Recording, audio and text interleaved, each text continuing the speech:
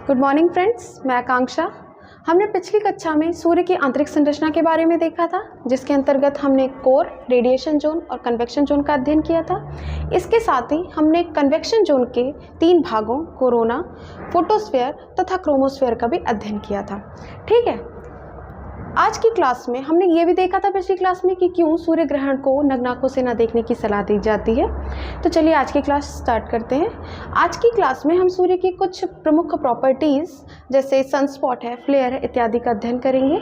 ठीक है, जिसके तहत सबसे पहले हम शुरू करेंगे सोलर फ्लेयर अर्थात सौर पवनों के साथ, जिसमें हम देखेंगे कि सोलर फ्लेयर क्या होती हैं, ये कैसे उत्पन्न होती हैं। इसके साथ साथ ही हम CME अर्थात कोरोनल मास इजेक्शन की प्रक्रिया को भी पढ़ेंगे और इसके साथ एक टर्म आता है अरोरा, तो हम उसके बारे में भी अध्ययन करेंगे कि अरोरा क्या होते हैं, ये कैसे उत्पन्न होते हैं, पृथ्वी में कहाँ ये घटना देखने को मिलती है इत्यादि। तो चलिए शुरू करते हैं। देखिए, हमने पिछली कक्षा में पढ़ा था कि सूर्य के आंतरिक भाग का तापमान लगभग 15 लाख डिग्री सेंटीग्रेड होता है। इसके साथ ही सूर्य के बाहरी भाग जो फोटोस्फीयर होता है, इसका तापमान भी लगभग कितना होता है, 6000 डिग्री सेंटीग्रेड होता है। ठीक है, इसका 6000 डिग्री सेंटीग्रेड। हमने पिछली कक्षाओं में देखा था कि सूर्य के आंतरिक भाग का तापमान लगभग कितना होता है, 15 लाख डिग्री सेंटीग्रेड। ठीक है, इसके साथ ही साथ सूर्य के बाहरी भाग अर्थात फोटोस्फीयर का तापमान भी हमने जाना था कितना होता है, 6000 डिग्री सेंटीग्रेड। ठीक है, इसके साथ हमने ये देखा था कि सूर्य की आंतरिक संरचना में जो एज अ ईंधन हाइड्रोजन और हीलियम गैस कार्य करती हैं, इसके साथ साथ सूर्य में कौन कौन से पदार्थ पाए जाते हैं, कार्बन होता है, आयरन होता है, निकेल होता है। ठीक है, ये सब भारी धातुएं भी थोड़ी मात्रा में पाई जाती हैं। तो हमने अपनी 10वीं 12वीं की कक्षाओं में पढ़ा है, हमने एक कॉन्सेप्ट पढ़ा है क्यूरी ताप का। किसका? क्यूरी ताप, क्यूरी टेम्परेचर। ये क्या चीज़ होती है कि कोई भी वस्तु, कोई भी तत्व या धातु एक निश्चित टेम्परेचर से ऊपर के टेम्परेचर में चुंबकीय व्यवहार प्रदर्शित करने लगती है, अर्थात वो एज अ चुंबक चेंज हो जाती है। ठीक है, अब ऑब्वियस सी बात है 15 लाख डिग्री टेम्परेचर में तो कोई भी धातु चुंबक चेंज हो जाएगी, 6000 डिग्री टेम्परेचर में भी सेम कंडीशन होगी। तो जो धातुएं, जो हमारी आयरन, कार्बन, निकेल, ये सब धातुएं पाई जाती हैं, तो ये इतने हाई टेम्परेचर में ये क्या हो जाती हैं, चुंबकीय व्यवहार प्रदर्शित करने लगती हैं, जो कि सूर्य के चारों ओर एक चुंबकीय क्षेत्र का निर्माण करती हैं। किसका? चुंबकीय क्षेत्र का। ठीक है, तो ये समझ में आ गया ना कि हाई टेम्परेचर और भारी धातुओं के कारण सूर्य के बाहरी भाग में एक मैग्नेटिक फील्ड का निर्माण हो जाता है, एक चुंबकीय क्षेत्र का निर्माण हो जाता है।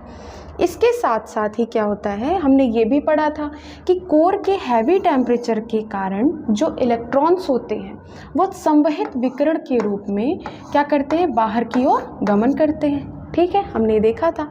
तो जब ये इलेक्ट्रॉन्स, प्रोटॉन्स जो भी हैं, ठीक है, ये सारे कण बाहर के भाग में पहुंचते हैं तो ये इस चुंबकीय क्षेत्र के कांटेक्ट में आते हैं।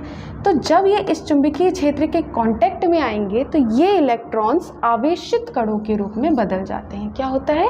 आवेशित कणों के रूप में।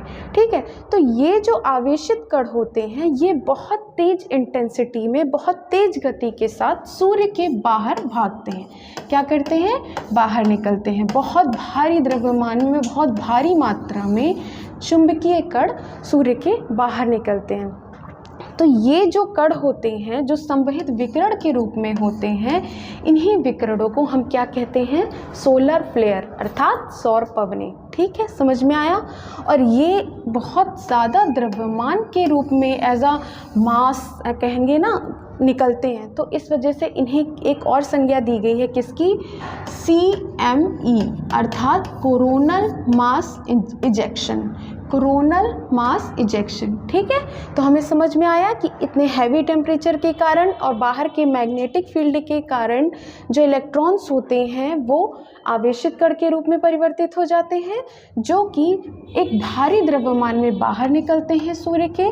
तो उसको हम क्या कहते हैं? कोरोनल मास इंजेक्शन कहते हैं, मास इजेक्शन। और इसके साथ साथ ये संवहित विकिरण के रूप में भी निकलते हैं, जिन्हें हम क्या कहते हैं?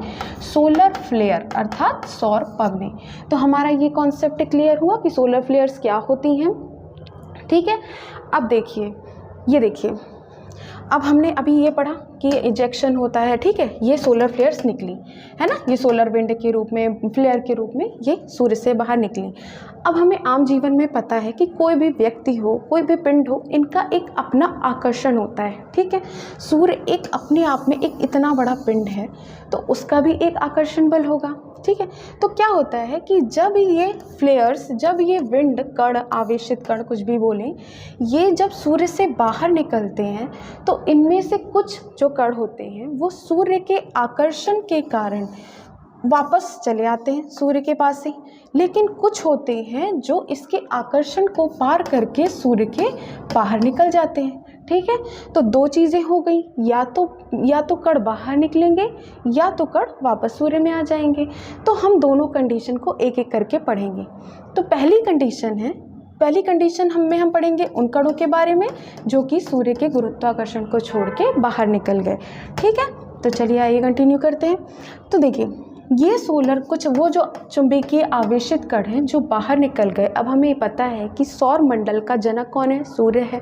हमारी जो पृथ्वी है वो सूर्य का चक्कर लगाती है और पृथ्वी में ही जीवन है। तो ऑब्वियस सी बात है कि अगर पृथ्वी में जीवन है तो ये जो हाई इंटेंसिटी और बहुत ज़्यादा मैग्नेटिक फील्ड, मैग्नेटिक जो प्रभाव वाली जो किरणें हैं वो सबसे ज़्यादा किसे प्रभावित करेंगी? पृथ्वी को ही। तो हम उसी के कंसर्न में देखेंगे, ठीक है। तो हम देखेंगे कि जब ये सोलर फ्लेयर जाती हैं तो अगर ये सीधे पृथ्वी पे पड़ेंगी तो इसके कारण क्या होगा? हमारे जीवन को नुकसान पहुंचेगा, हमारे रेडियो कम्युनिकेशन सारे ध्वस्त हो सकते हैं, बहुत सारी प्रॉब्लम्स क्रिएट हो सकती हैं। तो इस वक्त पे पृथ्वी अपनी रक्षा इन सोलर फ्लेयर से खुद करती है। हम देखेंगे कैसे करती है। आगे आने वाली क्लासों में जब मैं पृथ्वी की आंतरिक संरचना के बारे में आपसे बताऊँगी तो मैं सारी चीज़ों को डिस्कस करूँगी। अभी हम जानते हैं कि जो पृथ्वी है, पृथ्वी भी सूर्य की तरह 3 भागों से मिलकर बनी होती है, ठीक है। तो जो इसका बाहरी भाग होता है क्रस्ट, भीतरी मेंटल, और आंतरिक भाग होता है कोर।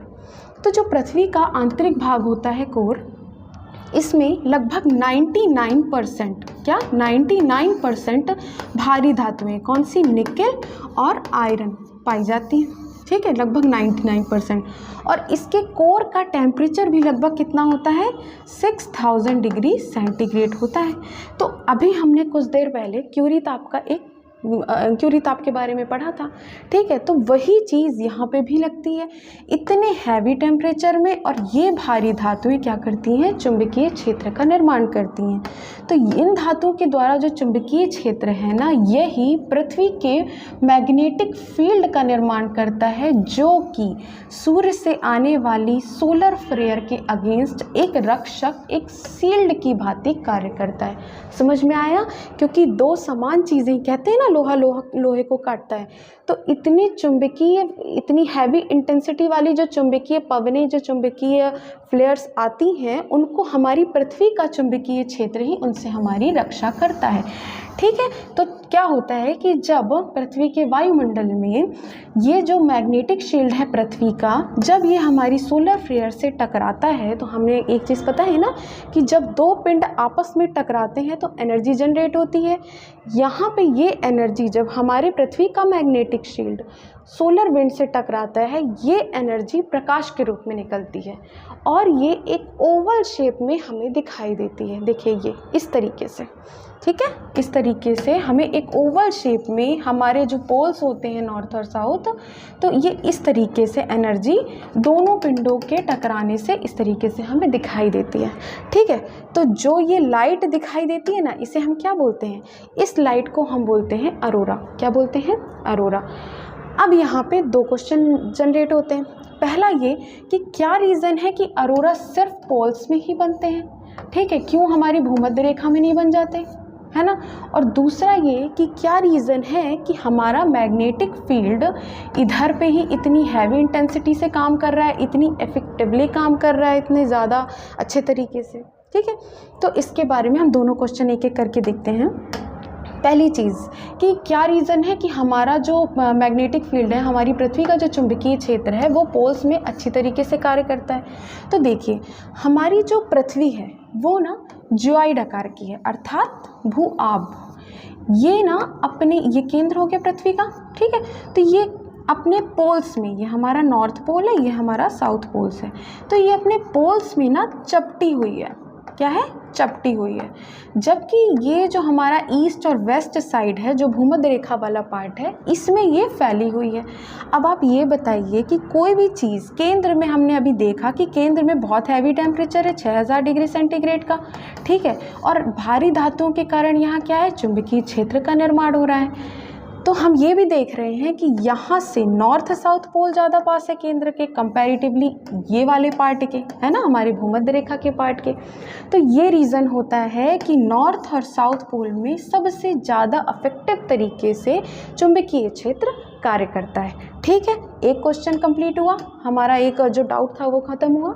दूसरा डाउट ये उठ सकता है कि क्या रीज़न है कि सिर्फ नॉर्थ और साउथ पोल में ही हमें ऑरोरा देखने को मिलते हैं। जैसे आप कभी अगर नॉर्वे या स्वीडन, डेनमार्क इत्यादि घूमने जाएं, आइसलैंड घूमने जाएं, तो आप देखेंगे ना, ये वहाँ पे एक निश्चित दिसंबर के टाइम पे लाइट्स दिखती हैं। किस तरीके की लाइट्स? इस तरीके की लाइट्स दिखती हैं। ये देखिए, ये हमारा ऑरोरा है, इस तरीके की सतरंगी लाइट्स दिखती हैं। ये एनर्जी होती है पृथ्वी के चुंबकीय क्षेत्र और सूर्य के चुंबकीय क्षेत्र के आपस में टकराने के कारण। ठीक है, तो हमारा ये क्वेश्चन उठता है कि क्या रीज़न है कि भारत में ये ऑरोरा नहीं दिखाई देते, ठीक है, अफ्रीका में नहीं दिखाई देते, सिर्फ नॉर्थ और साउथ पोल में ही क्यों दिखाई देते? तो चलिए डिस्कस करते हैं। आपने अपने नॉर्मल लाइफ में आप एक एक्सपेरिमेंट देखा होगा आपने, कि अगर आपको कोई भी वस्तु है, आप गेंद खेल रहे हो, ठीक है, तो आपको गेंद बहुत तेज़ गति से और बहुत दूरी पे फेंकना है, तो क्या आप उसको सीधी रेखा में फेंकोगे तब वो दूर जाएगी, या आप उसे पैराबोलिक डायरेक्शन में फेंकोगे तब दूर जाएगी? तो ये ऑब्वियस सी बात है कि अगर हमें किसी चीज़ को बहुत तेज़ गति से और बहुत दूरी पे फेंकना है तो उसे हमें पैराबोलिक डायरेक्शन में ही फेंकना पड़ेगा। यही चीज़ सूर्य के साथ होती है। चूँकि सूर्य और पृथ्वी के बीच की दूरी बहुत ज़्यादा है, ये जो सोलर विंड्स निकलती हैं इनकी गति भी बहुत ज़्यादा होती है। इसी वजह से ये जो सोलर विंड्स होती हैं ये पैराबोलिक डायरेक्शन में ही पृथ्वी में पहुंचती हैं। इसी वजह से ये जो ऑरोरा होते हैं ये हमें सिर्फ और सिर्फ नॉर्थ और साउथ पोल में दिखाई देते हैं। ठीक है, क्लियर हुआ? अब देखिए, नॉर्थ और साउथ पोल दोनों में अरोराज हैं, तो हमें ये प्रॉब्लम हो सकती है कि दोनों अब अरोरा है तो डिफरेंशिएट कैसे करें। तो इसके लिए ना प्यारे प्यारे से नाम रख दिए हैं। जैसे कि हमने अरोरा नॉर्थ पोल वाले में हमने ये बोल दिया कि जो नॉर्थ वाले होते हैं, नॉर्वे डेनमार्क, ये सिर्फ काम करते हैं, बोरिंग लोग होते हैं, तो हमने इसका क्या नाम रख दिया? अरोरा बोरियोलिस। ठीक है, और साउथ पोल तो ये सबको पता है कि ऑस्ट्रेलिया कहाँ है, ऑस्ट्रेलिया साउथ में है, दक्षिण में है, तो हमने इसका नाम रख दिया अरोरा ऑस्ट्रालिस। ठीक है, क्या रख दिया? अरोरा ऑस्ट्रालिस। तो इस तरीके से देखिए हमारी सारी चीज़ें क्लियर हो गई ना कि सौर पवन क्या होती है। ठीक है, सोलर फ्लेयर्स हमने देख लिया। ठीक है, इसके साथ ही हमने देख लिया कि किस तरीके से ये उत्पन्न हुई चुंबकीय तूफान, है ना, चुंबकीय क्षेत्र कैसे निर्माण हुआ सूर्य का। ठीक है, उसके बाद हमने देख लिया कि इन चुंबकीय क्षेत्रों से पृथ्वी ने अपनी रक्षा खुद कैसे की, कैसे उसके मैग्नेटिक फील्ड ने एज अ रक्षक, as a shield in solar flare से पृथ्वी की रक्षा करी, और इसके इस कारण जो एनर्जी जनरेट हुई वो किस प्रकार से हमें अरोरा के रूप में प्राप्त हुई, जिसे हमने अरोरा बोरियोलिस और अरोरा ऑस्ट्रेलिस नाम दिया है। तो ये सारी चीज़ें हमने देख ली। ठीक है, नेक्स्ट क्लास में अपनी ये सनस्पॉट जो सूर्य की एक बहुत ही महत्वपूर्ण प्रॉपर्टी है और हमारे मॉनसून के लिए बहुत ही ज़रूरी एक परिघटना है, हम इसके बारे में डिस्कशन करेंगे। इसका के लिए इतना ही। Thank you so much.